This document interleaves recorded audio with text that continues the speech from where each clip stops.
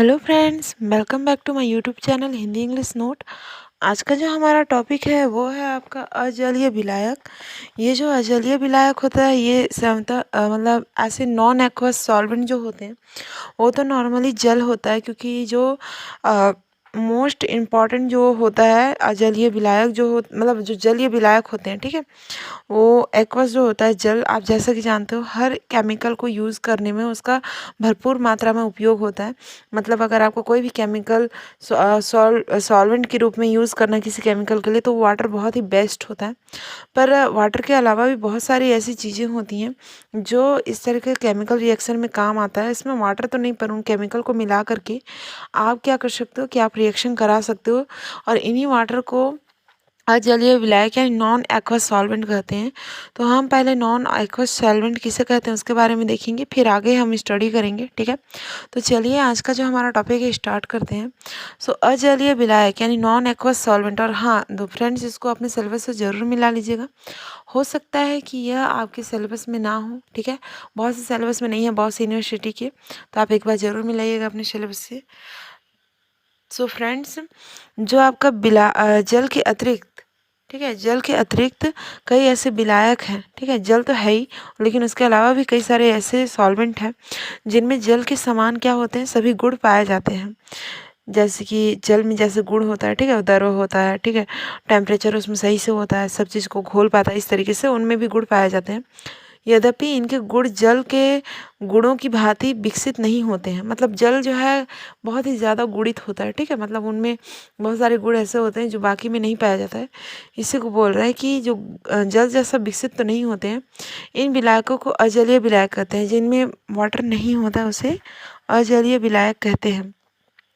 Example है आपका द्रव अमोनिया NH3, ठीक है, द्रव सल्फर डाइऑक्साइड SO2, और भी बहुत सारे उदाहरण हैं, पर ये दो उदाहरण जो है काफ़ी है, ठीक है। नेक्स्ट है आपका आयनकारी विलायक। आयोनाइजेशन सॉल्वेंट क्या होते हैं? जिन विलायकों का आयनन स्वतः हो जाता है उन्हें आयनकारी विलायक कहते हैं, ठीक है, यानी कि जो पूरे के पूरे तरीके से क्या हो जाते हैं, आयनित हो जाते हैं, इनको आयोनाइजेशन सॉल्वेंट कहते हैं। उदाहरण NH3 जो अमोनिया होता है, दो अमोनिया को आपस में रिएक्शन कराने पर ये आयनित हो जाते हैं, और आयनित होकर के आपका क्या बनाते हैं, प्लस चार्ज और माइनस चार्ज। और वहीं पे जल भी एक अच्छा आयोनाइजेशन सॉल्वेंट है, जो इसमें आयन होता है ये प्लस और माइनस दोनों। तो जब इन दोनों को रिएक्शन कराया जाता है H2O और H2O का, तो मिलता है हमको H3O और वो H माइनस, ठीक है। नेक्स्ट है आपका ये विलायक शुद्ध अवस्था में कुछ सीमा तक क्या होते हैं, आयनों एवं ऋणायनों में वियोजित हो जाता है।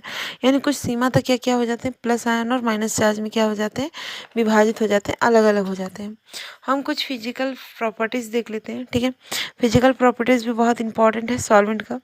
तो पहला हमारा गलनांक तथा क्वथनांक, यानी कि मेल्टिंग पॉइंट और जो बॉइलिंग पॉइंट है वो कैसा होगा।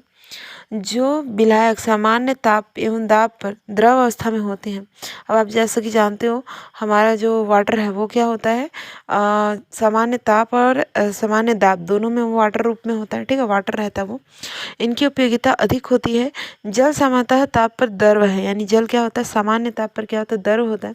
जबकि NH3 एवं SO2 जो होते हैं केमिकल्स होते हैं, ये इनको थोड़ा सा क्या किया जाता है, ताप को घटाया जाता है, तब कहीं जाकर के आपको जल में प्राप्त होगा। केवल निम्न ताप पर ही द्रव अवस्था में होते हैं, ठीक है। नेक्स्ट है आपका गलन तथा वाष्पन की गुप्त ऊष्मा। किसी पदार्थ के 1 ग्राम अणु के ठोस से द्रव अवस्था में परिवर्तन के लिए अवशोषित ऊष्मा उसकी गलन ऊष्मा कहलाती है। यानी कि हम लोग क्या करेंगे, किसी पदार्थ का 1 ग्राम अणु लेंगे, ठीक है, और उसे ठोस से द्रव अवस्था में क्या करेंगे, चेंज कर देंगे। वो ठोस रहेगा तो उसको द्रव में यानी लिक्विड में चेंज कर देंगे।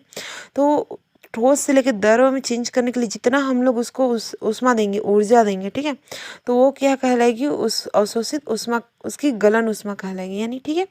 मतलब ठोस से उसको जब गला करके हम लिक्विड में चेंज करेंगे, तो जितना हम ठोस से उसे लिक्विड में चेंज करने में ऊष्मा हम उसमें डालेंगे, वो उसकी गलन ऊष्मा कहलाएगी, ठीक है।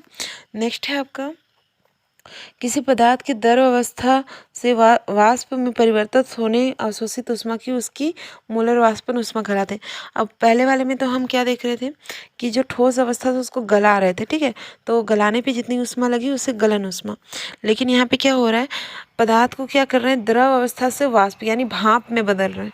पानी द्रव से भाप में बदलता है ना, तो ये जब हम पानी को समझ लीजिए, सपोज अगर आप पानी को भाप में बदल रहे हैं तो उसको जितनी ऊष्मा लगेगी, आप जितना उसको बॉईल करने के लिए एनर्जी दोगे, वो उसका क्या कहलाएगा, वाष्पन ऊष्मा कहलाएगा, ठीक है, मोलर वाष्पन ऊष्मा। नेक्स्ट है आपका, जल एवं अमोनिया की गलन ऊष्मा लगभग समान है, अर्थात जल एवं अमोनिया के अणुओं के मध्य लगने वाला जो बल है वो लगभग क्या होता है, समान होता है, ठीक है, यानी जल और अमोनिया अमोनिया एक ही जैसा बिहेव करते हैं। यहाँ पे कुछ विलायक हैं और उनके गलन ऊष्मा और वाष्पन ऊष्मा है। जो जल है वो 1.43 किलो कैलोरी पे क्या हो जाता है, गल जाता है, और वो वाष्प से क्या ऊष्मा में मतलब कि भाप में चेंज होने के लिए 9.71 लगेगा, ठीक है। नेक्स्ट है आपका अमोनिया 1.43 है, और जो आपका वाष्पन ऊष्मा है 5.64 है। SO2 का भी आप देख लीजिएगा, ठीक है। नेक्स्ट आपका है श्यानता। श्यानता यानी जो विस्कोसिटी होती है वो क्या होती है, श्यानता यानी कि गाढ़ापन।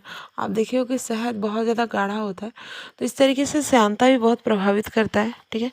कुछ विलायक जैसे पानी, द्रव, अमोनिया, निम्न एल्कोहलों की श्यानता को बहुत कम होती है, ठीक है।